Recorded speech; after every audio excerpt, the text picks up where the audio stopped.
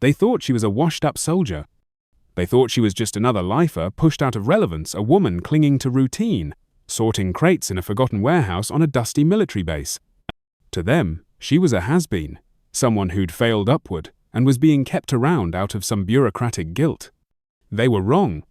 That morning at Redmond Base was like any other dry Texas wind sweeping across cracked asphalt, the sound of boots striking pavement and the faint echo of sarcasm drifting through the barracks. The young recruits had their target, a quiet woman in her late 30s, hair pulled back tight, uniform spotless but grease, stained from inventory work. Her name was Sergeant Nora Bishop. She didn't say much, never did, which only made the rumors grow louder. "Isn't she the one who froze during recon in Syria?" someone muttered during lineup. "I heard she left her squad behind and got demoted twice," another added. "They say the brass keeps her around out of sympathy," said a third, louder than necessary. The sneers weren't angry, they were casual, cruel in the way only lazy gossip can be. Nora walked past them in silence, her face unreadable. She didn't correct them, she didn't argue. She just did her job, same as always. And that, perhaps, was the most irritating part. She never cracked, she never bit back, so they pushed harder. That afternoon, during a gear check in the warehouse, Corporal Vance Young, cocky and eager to impress, pointed across the room and laughed. "Hey, Bishop, you missed a box back there." Or is that too much heavy lifting for someone with a retired reflex? The others chuckled, just enough to make the air shift. Nora didn't respond. She walked past them, quietly reaching for another crate. As she lifted it, her sleeve rolled up. That's when someone noticed it. A tattoo, sharp, angular, dark black ink, embedded just below the elbow. It wasn't decorative. It wasn't trendy. It looked like a symbol, something coded, something serious. Private Ortega squinted. "What's that on her arm?" Before Nora could pull her sleeve back down, he'd already raised his phone. Click. The picture spread across the base in minutes. They posted it on private chats, tagged it with jokes like number combat fail and number mystery ink. To most, it was just more fuel, another oddity to mock, but to one man it meant something else entirely. Lieutenant Carter, new to the base and overly eager to fit in, paused when he saw the image during evening review. That tattoo there was something about it. He couldn't place it, but it didn't look like a typical unit insignia. It looked classified. He tried asking about it in the officers' group chat. No one responded. The silence said more than words ever could. Back at the mess hall, Nora sat alone, as usual, her tray of MREs barely touched. A few soldiers passed her table, laughing about the photo. "Maybe she got it from a cereal box," one of them joked. "Or maybe it's from the time she ran away and let her team get smoked," another added. The comments stung, not because they were true, but because they'd become accepted as truth. No one asked questions anymore. No one wondered why someone like Nora Bishop, with years of service, perfect records up until a certain point, and eyes that had clearly seen more than the rest combined, was suddenly stuck hauling gear and counting rations. Because asking would have required courage, and it was easier to laugh. Later that evening, a group of junior soldiers followed her into the supply building, phones in hand. "Come on, Bishop, show us that famous retreat maneuver," one said with a smirk. They filmed as they shoved a crate toward her, knocking over oil cans that spilled across her boots. One tossed a rag at her. "Better clean that up, vet. You're good at cleaning up your own mess, right?" She didn't flinch. She bent down, wiped her hands on the rag, and began mopping silently as the camera phones recorded. Lieutenant Carter stood in the doorway, frozen. He'd been told not to interfere in enlisted disputes. "Let them work it out," they said. "Don't get involved." But as he watched them humiliate her, something didn't sit right. He saw the stillness in her, not submission, not shame, but restraint. The kind that came from years of surviving what others couldn't imagine. He did nothing. And later that night, he wouldn't be able to sleep. The next morning, Redmond Base moved on as it always did. Recruits jogged past the warehouse where oil still stained the concrete. No one talked about the video openly, but everyone had seen it. The clip of Sergeant Nora Bishop covered in grease, cleaning quietly while younger soldiers mocked her, had already made the rounds. Some laughed, some looked away. Most just forgot. Except for Carter. He hadn't slept. Something about the image of that tattoo and the way she'd stood solid, composed, not humiliated, but enduring lingered, like smoke in his chest. So before dawn he started digging. At first, it was just curiosity. He pulled her standard personnel file, nothing remarkable, just as expected. A few notes on field errors, unexplained disciplinary transfers, no medals listed. Her record looked average, suspiciously average. But Carter had a hunch and a back door into a deeper database from his time in intelligence training. He searched for her name again, this time cross-referencing archived operations. Nothing. Then he searched the tattoo. He didn't expect anything, but then a ping. Not an image, but a code reference. Phoenix variant, Tier 6, Black Archive only. That wasn't just above his clearance, it was above almost everyone's brines. Carter sat back in his chair, heart hammering. Tier 6 missions didn't officially exist. They were ghost operations. Only the most dangerous, most politically sensitive objectives got that classification. The kind that required absolute deniability. The kind where even success came with punishment, because success meant secrets, and secrets meant silence. Meanwhile, down in the warehouse, Nora continued her day exactly the same way she always had. She logged crates, checked weights, tagged supplies, said nothing. But that silence, it was starting to crack around the edges. Private Ortega, who'd snapped the photo, began whispering more about the symbol. Looked like some bird, not an eagle, like a weird phoenix, all sharp angles, like a math puzzle with wings. Tattoo like that's gotta mean something, someone replied. I googled for hours and got nothing. That only made the mystery worse. By lunchtime, whispers had spread. A few recruits gave her side glances in the mess hall. No one said anything outright, but the tone had shifted slightly. Where yesterday there was mocking, now there was unease. Even Vance, the cocky corporal who'd shoved the crate, kept his distance, maybe because he'd seen the video of himself laughing in the background.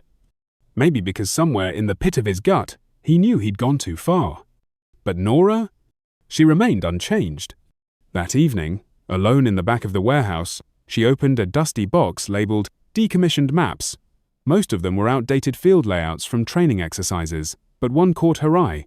It was marked with a symbol, the same symbol as her tattoo. She stared at it for a long time. The angular phoenix, half-coded into geometric grids and route overlays. It wasn't a coincidence. It was a record.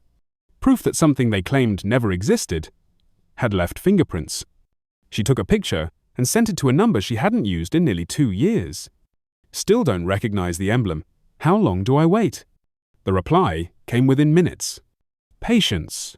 Truth builds momentum. Let it gather. She locked her phone and sat still for a moment. Patience.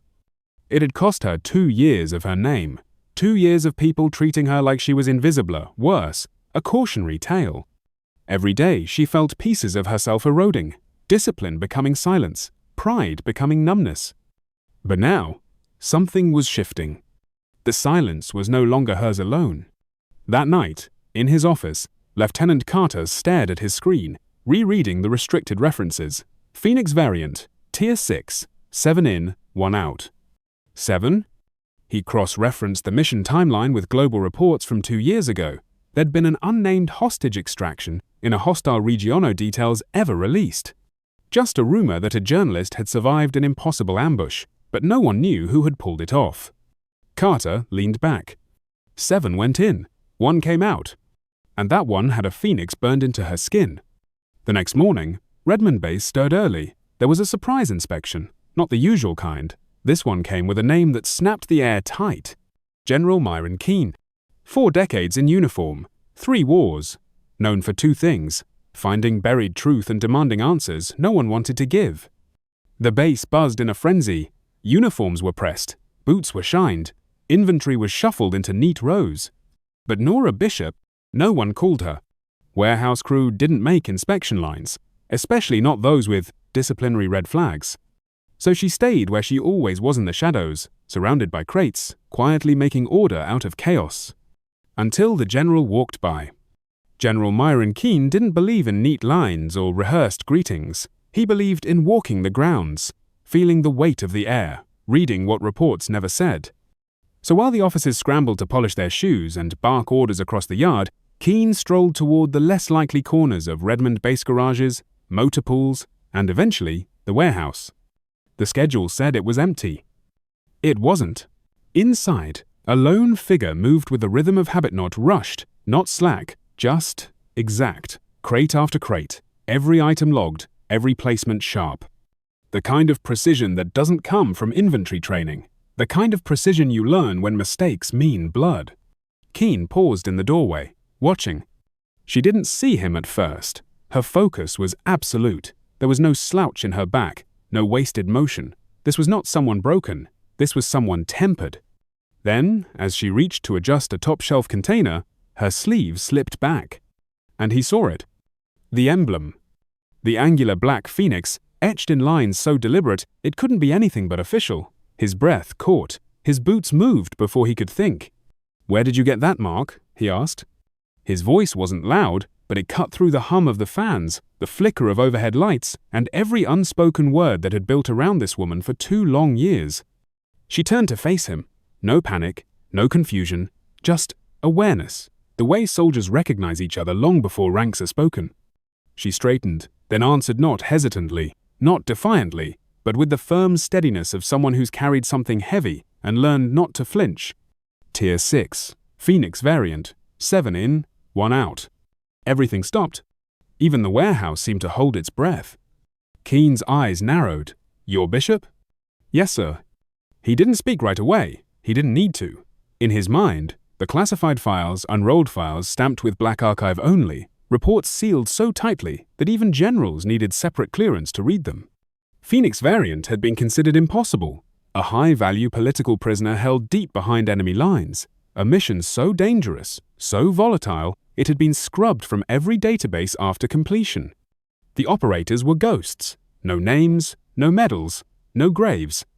He'd read the report once, years ago. He remembered the closing line. Operative survived against impossible odds. Extraction successful. Record sealed. Identity withheld. Now, the identity was standing before him. And the military had buried her. Behind him, Lieutenant Carter appeared, breathless from sprinting. "Sir, I—" Keen turned to him sharply. "I need this soldier's real file, not the disciplinary cover story, the black archive." Carter paled. "Sir, I'm not even cleared to—" "Then get someone who is." The command thundered down the chain of command like a shockwave. Within the hour, Carter returned holding a thick, sealed folder. Keen flipped it open in silence. Every page was a quiet explosion. Battlefield recon, psychological evaluations, after-action reports signed by men who no longer existed in the system, maps, video stills, even a final line confirming what she'd said. 7 in, 1 out. He closed the file and turned to the soldiers who had started to gather, drawn by whispers and tension that always pulled at the edges of truth. "Sergeant Bishop," he said, his voice steady but sharp, "step forward." She did. No hesitation, no shame.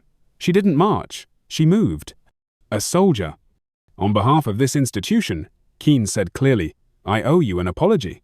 While you were carrying out a mission no one was allowed to speak of, while you were enduring the cost of protecting something greater than yourself, we failed to protect your name." The warehouse was silent. Even the soldiers who had once jeered her now stood frozen, their smirks long vanished. Carter stepped forward, eyes low. "Sir, I saw what they did. I saw her humiliated. I didn't stop it. I didn't ask questions. I should have." Keen cut him off, not unkindly, but firmly. "You should have believed a fellow soldier. All of you should have." The moment broke something in the air. Pride, shame, realization. Word of what happened in that warehouse spread fast. By nightfall, the videos of her being mocked resurfaced this time, with context. Veterans forums lit up. Advocacy groups demanded answers. Civilians who never cared about base politics suddenly knew the name Nora Bishop. But for her, standing quietly in the aftermath, it wasn't about vindication. It wasn't about going viral. It was about truth. Not for glory. For healing. 3 weeks later, in a room with no cameras and no press, General Keen stood once more, this time behind a podium in a windowless briefing hall designed for secrets, not ceremonies. The Defense Superior Service Medal and the Bronze Star with Valor sat beside him, heavy in their simplicity. He read from a page few would ever see. Sergeant First Class, Nora Bishop displayed extraordinary courage during Operation Phoenix Variant. Her actions prevented the escalation of an international crisis and upheld the values of our armed forces under conditions of absolute isolation. Nora stood at attention, her uniform immaculate. But this wasn't vindication. It wasn't even healing. The medals were returned, her record corrected, the false charges erased like chalk on a whiteboard. But nothing could give back the 2 years spent alone, eating in silence, carrying the shame others had written over her name. Lieutenant Carter stood beside her, no longer boyish, his voice shaking. "Sergeant Bishop, I watched you be treated like less than nothing, and I failed to act. I failed my uniform. I failed myself." Nora looked at him, really looked, for the first time since that day in the warehouse. He was young, but he was trying, and trying, she had learned, was rarer than punishment. "Apology accepted," she said softly, "but remember this, protect the ones who can't speak for themselves. You may be their only voice." She didn't want to return to covert missions. When Keene offered her reassignment to SOCOM back to the elite tier where she once belonged, she surprised them all. "With respect, sir," she said, "I've spent 2 years knowing what it feels like to be abandoned. Maybe I can make sure no one else feels that again." She requested to transfer to the Warrior Transition UNITA place most forgot existed. A quiet wing for soldiers broken not just in bone, but in spirit. A place for healing. Keene hesitated.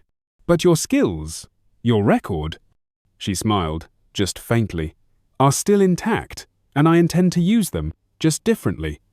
That was the end of the public story. But not the real one. Months passed. The videos from the warehouse kept circulating not just as scandal, but as symbol. Veterans recognized the tattoo and began posting their own stories, their own emblem signs of operations they couldn't name but couldn't forget. A quiet movement began. They called it the Silent Emblem Project. Its goal was simple: identify and honor service members whose contributions were hidden behind layers of classification, red tape, or unjust erasure. Files were reopened, histories corrected. Names, once buried, were spoken aloud.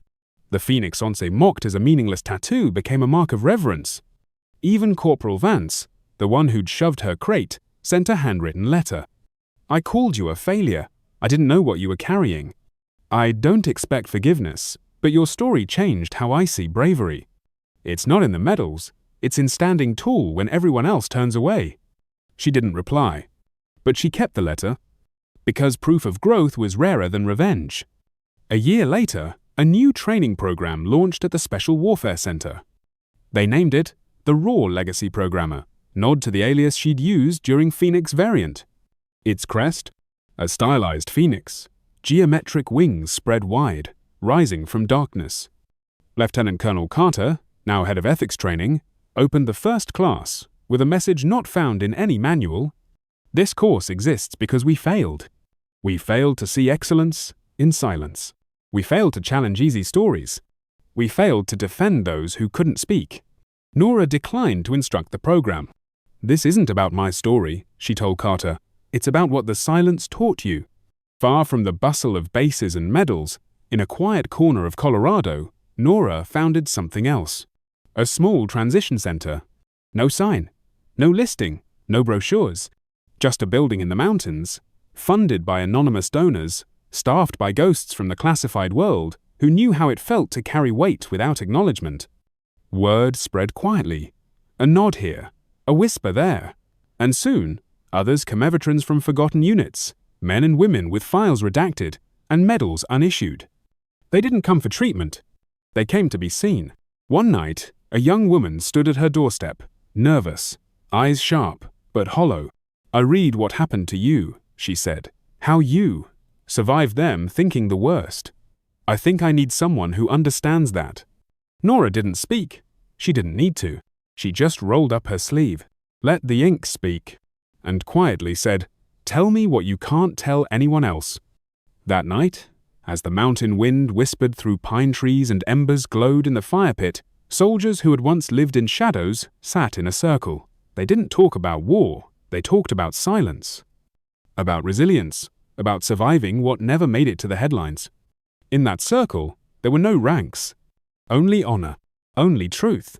Later, as she walked the perimeter just habit, just muscle memory her phone buzzed. It was keen. Now retired. Heard about your center. Congressional hearing on justice reform next month. Your testimony could move the needle. She stared at the message for a long time, then typed back, better to serve from the shadows. Let the reforms speak for themselves. The moonlight caught her arm. The ink shimmered, once a mark of shame, now a symbol of survival. Not all victories are televised. Some happen in quiet circles, in high places where truth was once buried, and now, finally, begins to rise. Because sometimes, the loudest courage walks in silence.